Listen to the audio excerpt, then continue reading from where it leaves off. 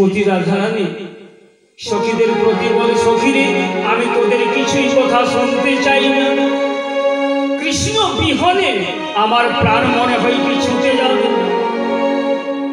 যে রকমে পারবি, যেমন করে পারিস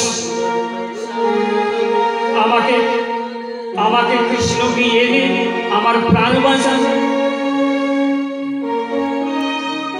বৃন্দাবতী বলে, হ্যাঁ রে রাধা, এই অসময়ে যদি আমি তোর কৃষ্ণকে এনে দিতে পারি তাহলে আমি কি পাবো? শ্রীমতী রাধারানী বলে, বৃন্দারে আমার কাছে তোমাকে অদেওয়া কিছুই নাই, তুমি যা চাইবি তাই দেব। তাই দেব। আরে আমি যদি তোর কৃষ্ণকে চাই আমি পাবো না? শ্রীমতী রাধারানী বলি, না না না না, কৃষ্ণ ভিন্ন যা চাইবে। এটি তো হলো অহংকারের কথা। শুধু কি তোর কৃষ্ণ একা? জগৎ সংসারে যতই জীব আসে,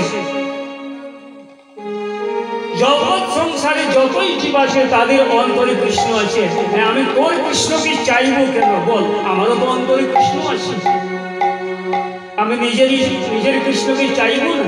তবে হ্যাঁ, একটি কথা বলি কি, যখনই আমি কৃষ্ণকে আনবো, যখনই যুগল হয়ে যুগলে দাঁড়াবি, তখনই একটি কথাই আমার মনে রাখ, কি না সেই যুগল চরণ মাথায় দিও, যুগল চরণ মাথায় দিও, যুগল চরণ মাথায় দিও রায়, যুগল চরণ মাথায় দিও রায়।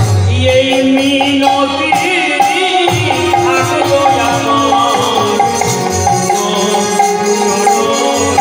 মাথায় দিও রায়।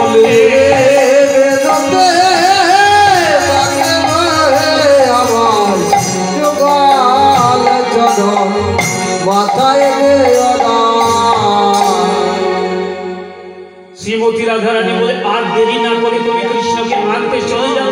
কিন্তু হ্যাঁ রে বৃন্দা, কৃষ্ণকে আনতে পারবি তো?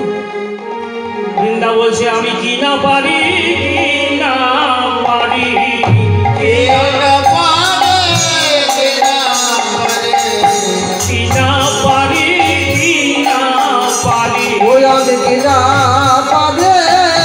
না পারি, বৃন্দা কেন নাম ধরি, কি না পারি, কি না পারি।